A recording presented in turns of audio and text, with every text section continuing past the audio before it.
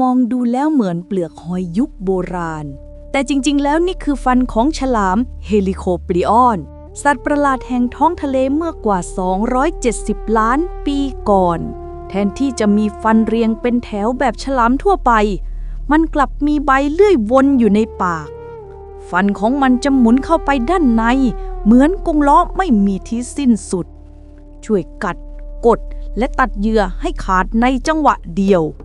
แม้โครงสร้างของมันจะดูเหนือจริงแต่นี่คือหลักฐานวิวัฒนาการที่เคยเกิดขึ้นจริงใต้ทะเลโบราณและฟันวนเกลียวนี้คือหนึ่งในรูปแบบที่แปลกประหลาดที่สุดที่ธรรมชาติเคยสร้างขึ้นมา